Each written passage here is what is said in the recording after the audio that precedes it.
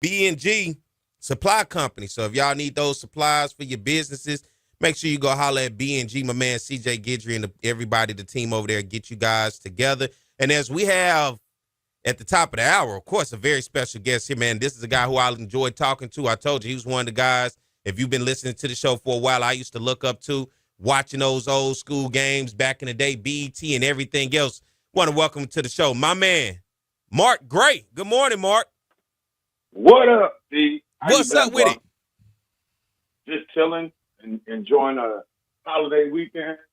So let me do. Down to the start of football season Uh-huh. and get ready for the Major League Baseball All-Star game. So it may be a downtime in sports for a lot of people, but it's on for me. Let me do this with you, Mark, because Uh-huh. uh, today I posed a question. I normally don't get a chance to interact with my comment section on my videos because I'm normally so loaded with guests. But today I said, to hell with it. I'm interacting with people. I posed the question. I want to get you going because you've been around. You've seen a lot. You broadcasted these games. You've seen a lot of talent over the years.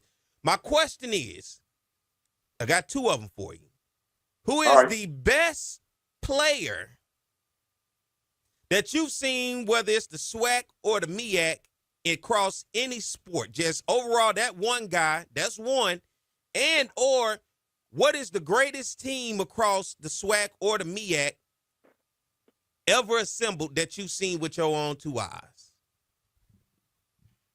Damn. Can I have a cup of coffee first? That's a loaded question right there. I mean, because as you're saying that, I'm thinking Earl Holmes. I'm thinking Terry Mickens. I'm thinking Sean Wallace. I'm thinking, when you start talking about great players, there are people like Alan Suber, who played at Bethune-Cookman, who I to got me is somebody count. from your alma mater. Somebody put in the comment section. They said the best tight end was Raymond Chester, Morgan State. We could also put Visconti Shenko up in there, too. You know what I'm saying? You got to remember that season that Shenko had when he played in Minnesota with Brett Favre, and it was an all-pro season, and they came up a game short from getting to the Super Bowl. So that's a loaded question. And I ain't trying to dance around it, but it's so many. I mean, Antoine Bethea, I got to cover. And you got to give me the school because we educating people out there. For a lot of people like Okay, me, and you may Antoine say a Bethea name I went to don't know. Howard. Antoine Bethea went to Howard, played for like 12 years with the Cardinals as a safety. Terry Mickens played for Green Bay and one of their top, I think he's still top 10 all time in yards received. Trying to think. Shanko was one of them. Earl Holmes was a great linebacker. I think he spent time in Pittsburgh. I mean, they're just, and I probably, and I can't think off the top of my head, how do you define greatness? Is it in the context of what they did in school? It's what you decided, what you saw. Or, because I'm going to be honest with you, man, and I'll tell people this till I die. The best player I saw pound for pound in the MEAC was Alan Suber, who was a quarterback at Bethune-Cookman. I was at the game where he took over for Cal Troutman. They came back at Hampton on a homecoming and won. And I'm telling you, Perry, the kid was about $195. I'm $165, to be honest with you. Took hits. They ran what they call the wide bone offense. And it was kind of like that RPO thing that they're doing right now. It's just that your quarterback had to be willing to take hits on the pitch. And by the end of the season, I think that kid was worn down oftentimes, but great. And speaking of fam, I mean, Jaguar, not only, you fans hate me because I was asked to do a top prospect thing when I was doing the conference games for the NFL. And I had talked to people. They love knowing. He was a great catch. He caught passes. He got big numbers, one of the all-time greats at that time, 1AA. But he you can't go to the NFL as a receiver 4.6. You know what I'm saying? That's just too slow at that position. And I made the comment, having talked to some scouts and FAMU people hated me for it. And then I started thinking about A&T guys. They had a running back, Michael Hicks. They had quarterback Alan Hooker, who was all that. Alan Hooker is Hendon Hooker's father. So I've seen so many guys, who done so many great things. This has been an amazing last 25 or 30 years to watch the caliber of talent that we're seeing right now at our schools. And to be honest with you, that's when guys who didn't get looked made it a destination as opposed to a stopgap. Now you got guys falling back to it. So it's kind of skewed the perception of the talent that we have at our schools right now, which even to me makes it more amazing that we still got coaches who can still make certain things work at certain places. So in my career, Perry, I think next to, when the NCAA started allowing black players and black colleges into their organization, I think in many respects, when we were all up under the NAIA rules, the HBCUs were able to attract more talent and kind of do their thing. These days, it's changed. So it's a new world order.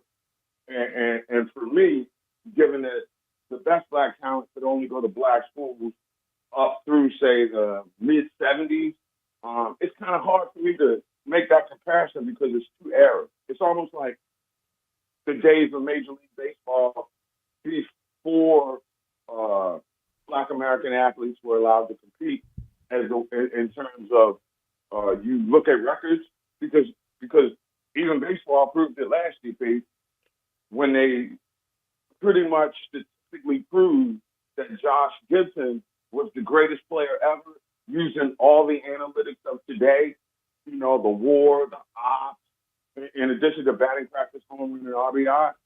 So it's really a hard way to describe who's the greatest because of the sliding scale until we get somebody like, the guy I work with on this project for MLB.com who can really statistically analyze it these days. But now that we know that it's out there, if you put the numbers out there and make it objective, more often than not, we probably have a lot more Hall of Fame caliber type players that should be preserved for history and by their greatness. And we haven't discovered them yet. And I'm hoping that the analytic people will take that up in all our sports so that we really have an understanding of the impact that, quite frankly, Black American athletes have had on all levels of professional sports, both on the field and in business. So that's a real tough question, but I get where you're coming from with it. I wish I had a more cogent answer. You know what I'm saying? You're doing a good Don't job want to because ramble. you're doing a good job because I posted it's an interaction with the comment section. So the comments are going off. I'm seeing Michael Strahan. It's been Steve McNair a lot. A lot of people said Steve McNair. For me, I told people I didn't quite give who mine was, but I said the first player who I was ever starstruck by as a kid was Bruce Eugene because, of course, you remember the Sheridan broadcast poll used to come out. Mm-hmm. It was like I always heard. So when you're in the car and all you hear is Bruce Eugene, and then when you're watching on NBC and BET, you're watching Grambling playing Alcorn and Jackson. You watching him go off for 300-400 yards passing, but then when you see him and they're talking about his size, but I got a chance to see him in person, I was starstruck by Bruce Eugene. Like this is the guy I've been hearing about. This is a guy I watch on television, and now he's standing right here in front of me. For me, being a kid, it was just like he was larger than life. Even though he was large in real life, but he was larger than life to me. You know what I mean? I do, because that was like it for me coming as a kid into the business, and when Doug was coaching Grambling. Now, you can't be a kid from D.C. and be so passionate about your team, and then you meet the greatest idol of your life at that time, right? I mean, Doug Williams is everything to people of my age in the district. Make no mistake about it.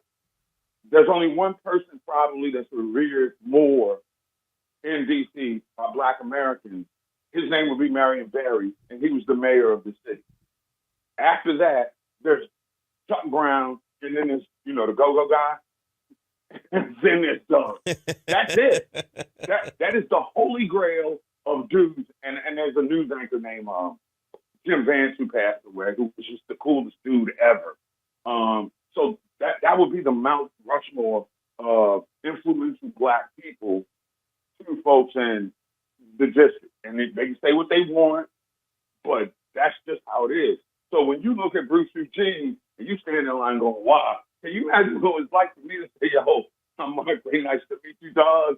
That first time was just like, it was an out of body experience, It you was. know, and those are the kind of things that that have attracted me to sports particularly, and has given me a passion to make sure that the stores of HBCUs are still out there for as long as they can be and documented on the internet. So when they start wiping away history like it didn't happen, oops, you know what I'm saying? Yeah. Here's the content. And that's where I'm with it right now. You can't erase the greatness of what people like that did. I mean, Coach Rob, T. Richardson. I mean, my goodness, Coach Mumford, Marino Castle. Come on, man. W.C. Gordon. Yeah, right. How about that? I mean, so there's so many layers to this. Let me ask And you it'll be this real quick. Mm-hmm. Do you have a greatest team that's out there? The greatest team that don't matter whether it was baseball, football, women's basketball, it don't matter. The See, this greatest is, team. something, this is where I totally get non-objective. Because there was a time where my alma mater, Morgan State, won like, what, 28, 30 in a row over the course of 3 seasons with Coach Earl Banks. When was So this? We got to educate this the was people. this was like late 60s, early 70s. So I was only born in 1966. So I used to hang out with my older cousins and fans at the games on campus. But what also happened was, at that time, when you start talking Raymond Chester and Willie Lanier and Leroy Kelly, these are the dudes, man, that my little cousins was taking me to games to see, and I didn't recognize. So imagine being a kid from that who's used to seeing that. Then I had to move to Baton Rouge, and I'm looking at Melbourne. You know what I'm saying? Isaiah Robinson. It's just, dude, in my lifetime, I have seen things, and it's not been assignment oriented. It's been stuff that culturally my family showed me, and that's basically what it is. That's the magic of certainly to me. Well, really, the black community, black college football is the Black American national pastime. With all the cuddling, the pageantry, the tailgate, the halftime shows, the fifth quarter. That's our thing. And I think the cultural significance of what our competition has done for our community has been a great source of pride. So I kind of try to stay away from the greatest of anything because as a collective, it's probably one of the most transformative experiences, for lack of a better term, that we've seen in this country. And now look at it now. Who would have ever thought that we would have 2 networks with national TV coverage all season long, whether you like it or not, whether the broadcasters get on your nerves, we got it. We got the Bayou Classic on national TV. So, we've had some progress. We just got to fight like hell and make sure it don't get taken away. That's right. Let's get ready to take a break, everybody. Got my man Mark Gray joining me here on the show this morning. We're going to get ready to take a break, and we'll come back and continue the conversation.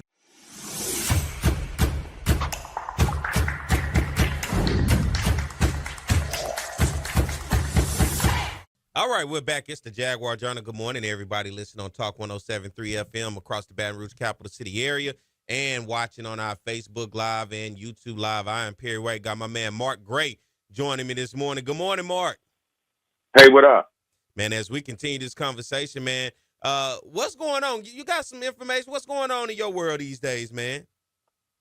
Well, I guess by now, I hope everybody knows that I'm assistant managing editor for MLBBro.com. That's the baseball website that only covers the few, the proud, the dwindling Black American players that's in the game right now.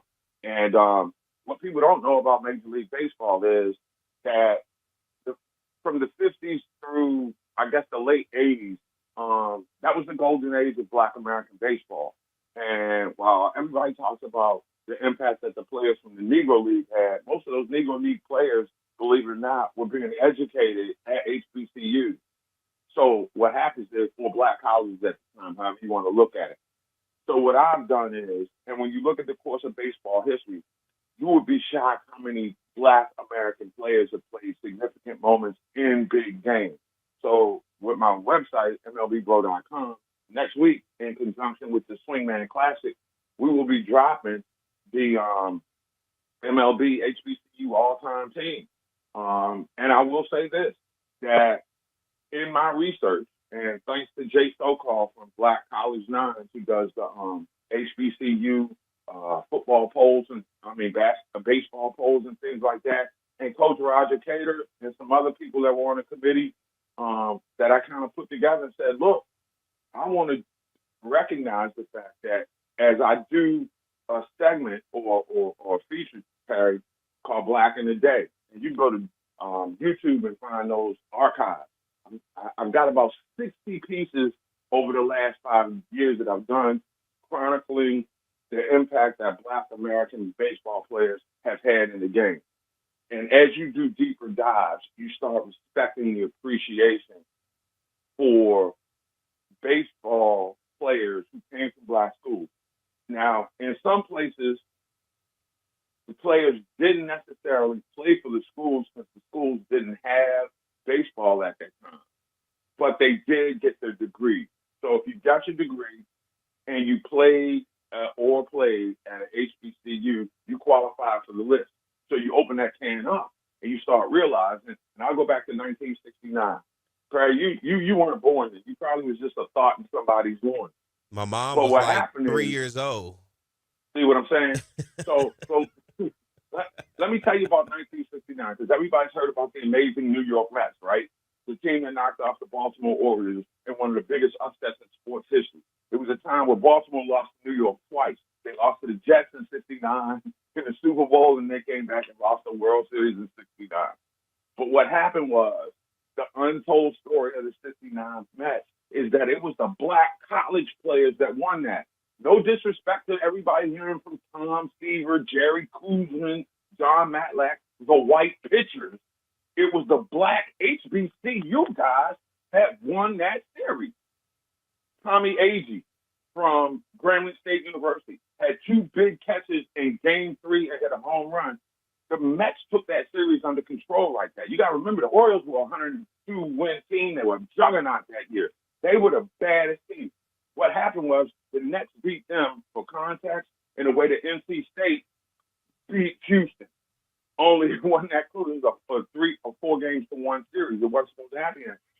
People don't know that the MVP of that series is a guy named Don Clendenin, who went to Morehouse. I didn't know that until I am a writer in Atlanta. I go to Morehouse's old school athletic director at the time. He passed away. Here I'm meeting Don Clendenin in the face. He's a Black dude in 1969 that gets traded at the trade deadline, goes to New York, wins MVP. We're going to talk about Cleon Jones of Grambling State, who caught the last out, the one where he puts his hands in the air and drops to the knees. That's just one moment that is lost in the history of Major League Baseball. So I said, I'm going to put it on blast. I got the platform. I'm fortunate enough to have a publisher like Rob Parker from Fox Sports, who's like, take the chance, go out there and run it up. And I did, and I found some amazing stuff there. The impact of Major League Baseball has been not only influenced by Negro Leagues, but it's HBCUs. Because back in the day, the players in the HBCUs were the businessmen in the community who just had a passion for baseball, and they came out and did it big. And look at where we are right now. So it's been a tremendous learning experience for somebody who got a passion for baseball, but particularly understood the influence of the Negro League.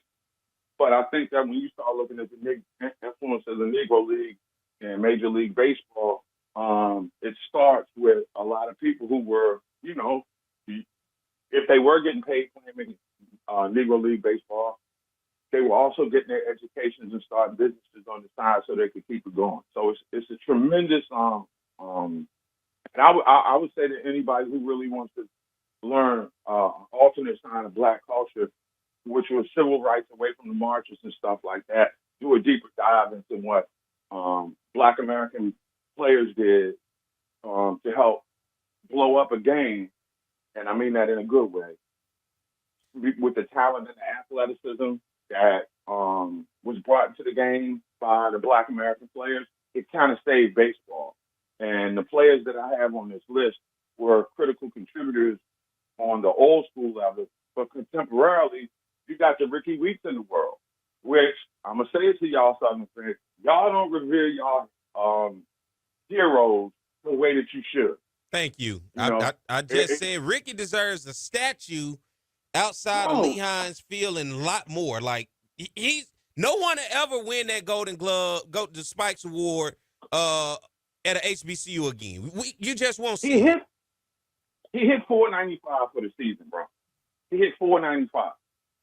All right, that's damn near half the time you go to the plate, you're getting a hit. Failing in, success in baseball is getting a hit 3 times in 10 at bats. You go to the Hall of Fame. This dude hit 495 for the season.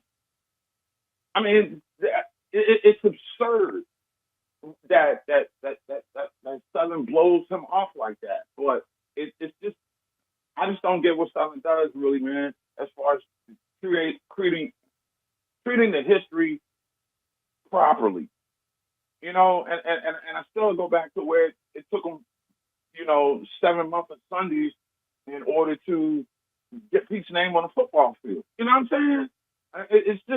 It's incredibly disheartening to see that when somebody adds to the legacy of your institution and gives you a certain amount of notoriety and you don't capitalize on it. And it's not just a Southern thing.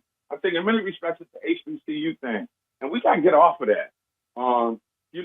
Especially when and I'm praying, and we all got to pray for FAMU right now because I think we about to lose their soul as a HBCU. I really do.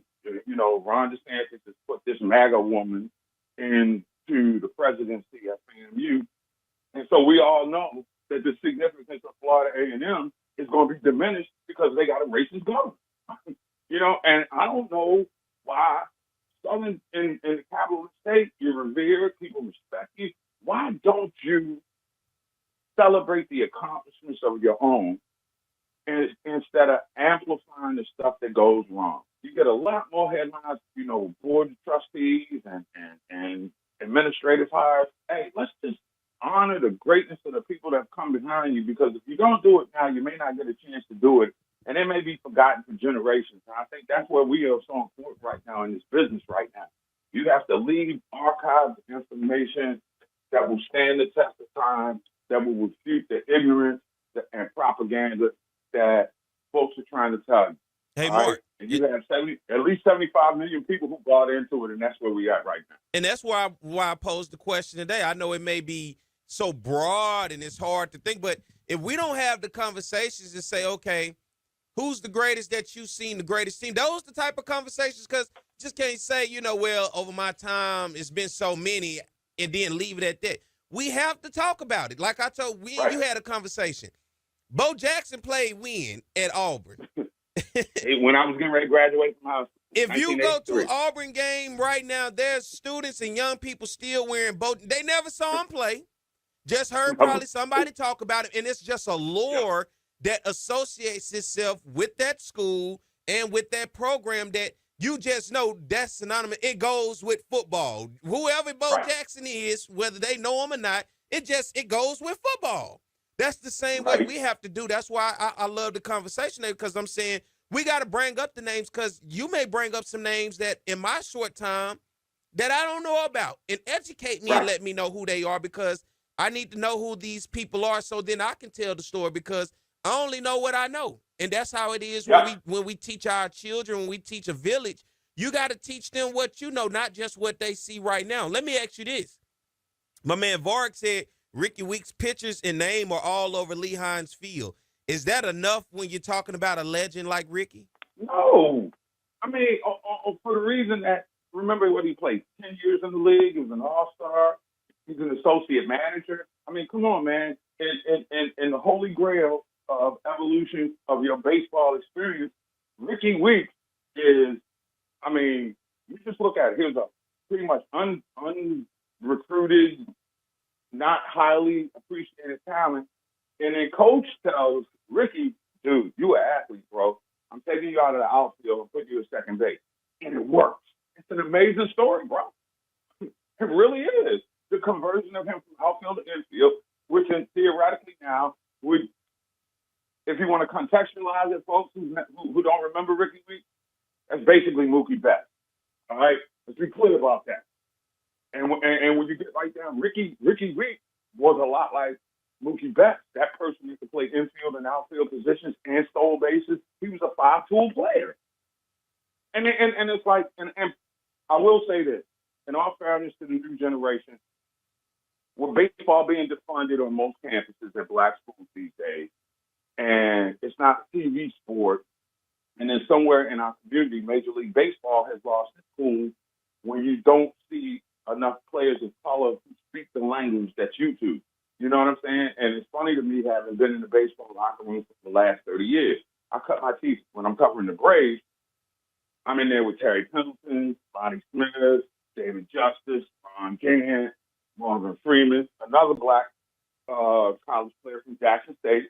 Okay, 10-year career in the major league, won 2 National League Championship Series with the Braves. I put that name out there. People are like, who? And this dude is giving back, bro. He's gone into the pockets of the money that he made, create baseball academies to give Black American kids an opportunity to get the kind of training that they need, even if they can't afford to go to like an IMG. Nobody talks about that, bro. You know, we forget about the greatness, and then these days, quite frankly, man, kids aren't being challenged to do a lot of research.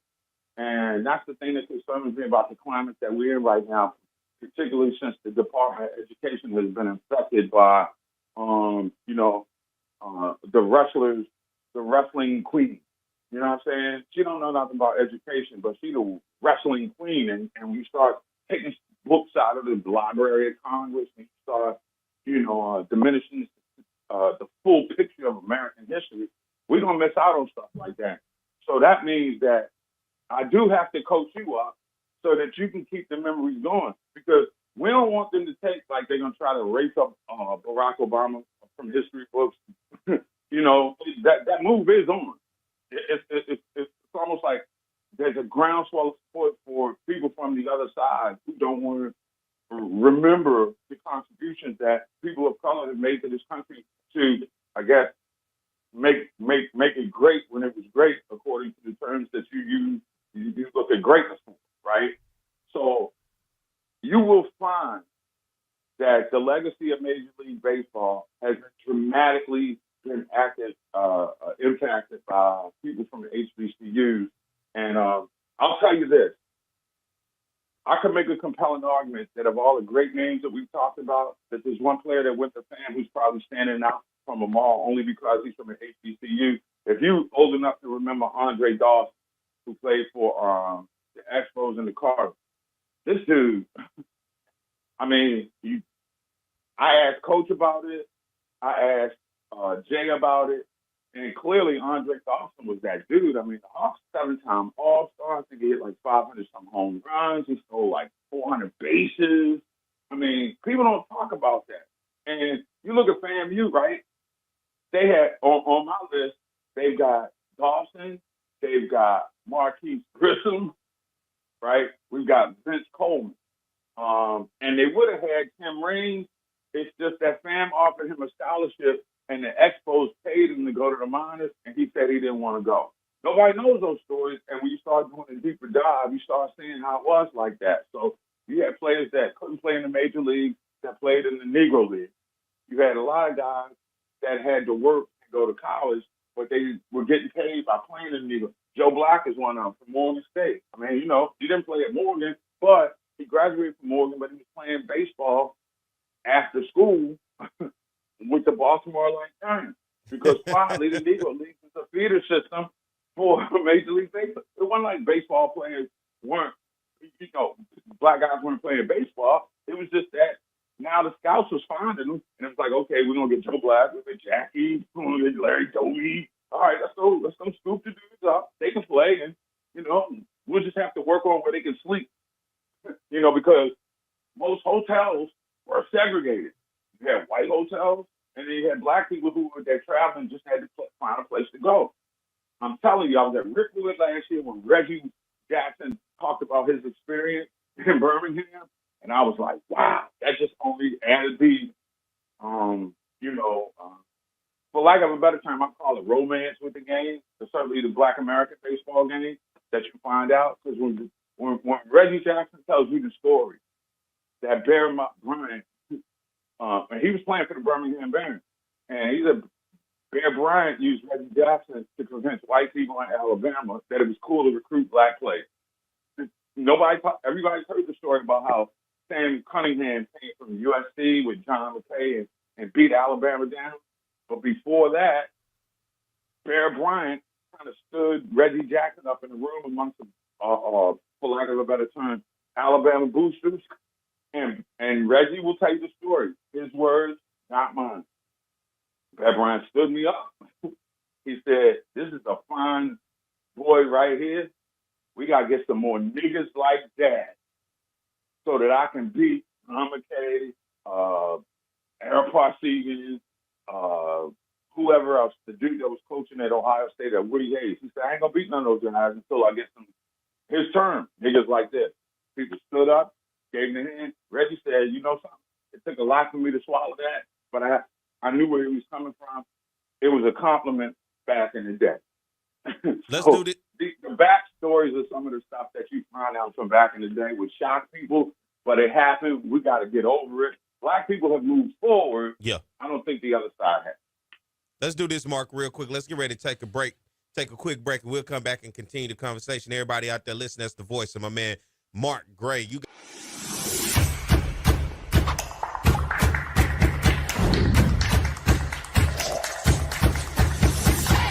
everybody out there watching on our YouTube and Facebook, be sure to keep up with the Jaguar Journal. We're on Apple Podcasts. We're on Spotify, as well as on X, on Instagram, and Facebook. Continue to grow with us. We are growing, and we're glad to have you guys growing with us. Got my man Mark Gray on the phone this morning with us. Good morning, Mark. What up? Hey, man, I had somebody say there's some interesting stuff.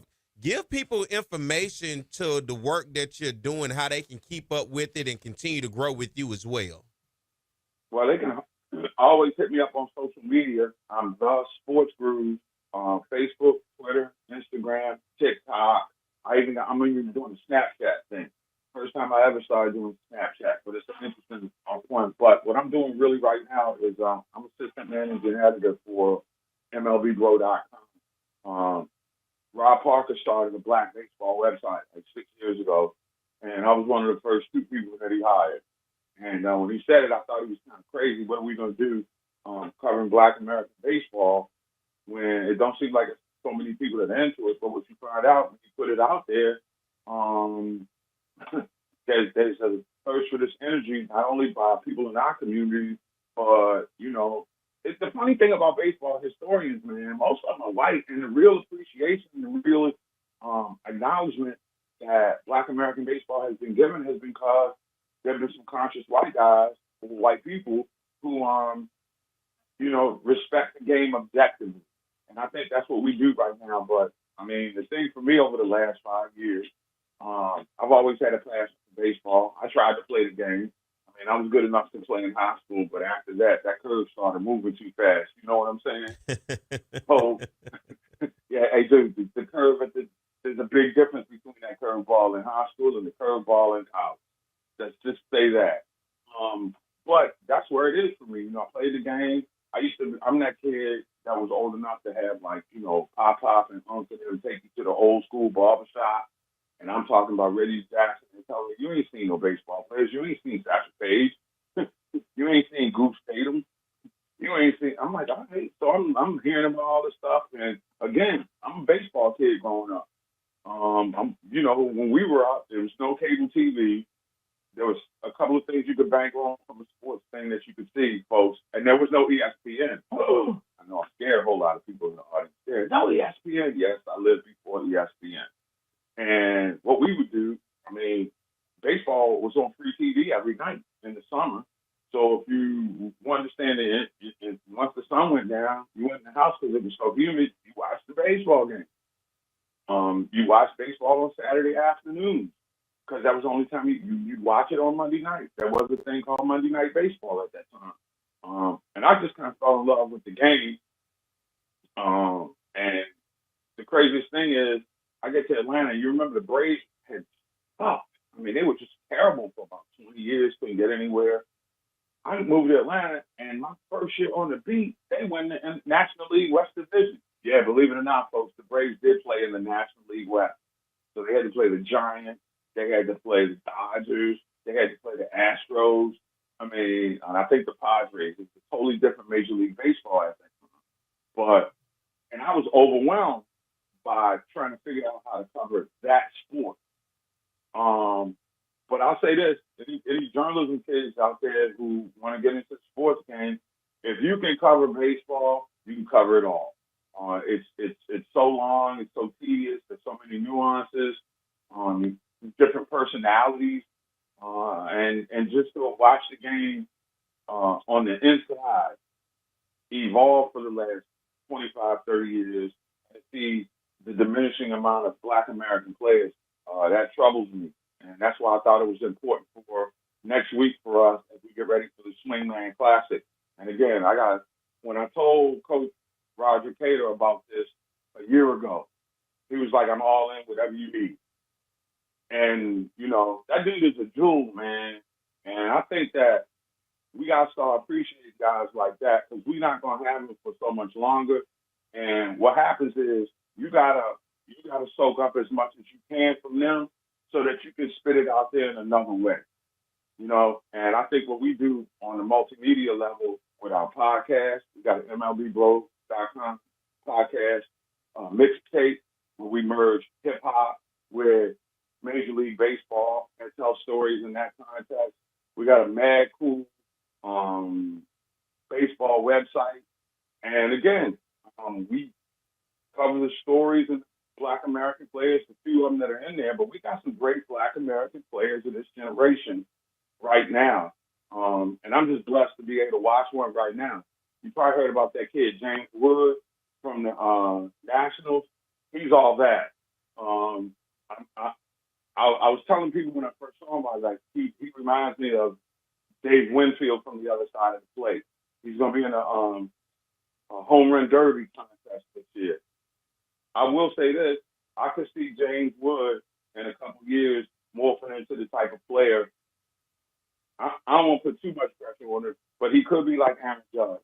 I mean, he got the power. He's made the biggest leap somebody will tell you is that a player makes between his rookie and sophomore season. There has been a spike in his game, and I'm going to tell everybody right now, that's a kid that you got to watch out for. I think maybe next year, within the next 2 years, you'll be talking with him about that guy. And he's a Black American player. Okay, let's be clear about that. He kind of does personify what's happening with the African American player, because his player, his family is well off, so he can get to the IMG Academy and stuff like that, where many players cannot. So that's the thing that's hindering. But he's that dude, and I think he could be the face of Black American baseball as soon as he's grounded in, all right, I've been through the show, I know what I can do, I know how to handle myself. I think he's a guy that can move units. I think he's a guy, when I say move units, I'm not talking about drugs, I'm talking about, products, smart kid, great player. That's one of the guys that we're going to have to hold on to over the next 10, 15 years, because the pipeline is not where it once was. And I think it has a lot to do with the infusion of, quite frankly, the Hispanic player. That's where even the HBCU scholarships are going right now. So, hey, you watch the SWAC baseball tournament, it don't look like us often. No, it doesn't. It doesn't. And the justification, which I hate the coaches are using, I got to do what I got to do to win. You can win with Black players. You just got to be willing to go to the places that they are, like the RBI World Series. There's tons of leagues around, but whether it's due diligence or whether it's laziness, you don't see too many college scouts at HBCU games, if there are any, or really taking it. And we got to fix that. I think Major League Baseball and certain markets could invest $2 million a year into inner city programs, and then maybe you see a few more kids coming from urban areas. Because kids were coming from urban areas when I was growing up, but you also had Little League Baseball, the police of athletic league in major markets around the country, and a lot of people were coming, like Chicago, New York, DC, Baltimore. We were playing in it. That stuff got defunded. Like, when we started losing Parks and Rec and all that kind of stuff, it really hit the black baseball world hard. Yep. And that's why we probably don't see as many black American players. But I will say this. The black American players that are young and in the show are ridiculous right now. I mean, there's Wood, Michael Harris in Atlanta, Lawrence Butler in Oakland, and I forgot the new kid with Oakland's name who's been making all those catches that were Sports Center highlights. It's just there are so few black players. But like Butler told me, if you come to the show, you got to be extra special. He said, it's not, we're not going to work for you. You got to be extra special. The black American players that we have in the game right now are extra special. On the high end, you got the old school like Aaron Judge and Mookie Betts, and on the new school, you got James Wood, Michael Harris, Lawrence Butler. I'm probably leaving out some people at the top of it, but we got great black stars. We need to get black folks into the ballpark. And we also need to get black stars in shoe contracts. Hey, Mark. I hate to be this way. Go ahead. Yeah, I got to get ready to get up out of here. But before we get ready to get up out of here, man, let everybody know how to keep up with you and continue this conversation with you and be able to keep up with the product, the work that you're doing out there. Yeah, check out MLB Grow, like Major League Baseball Grow.com.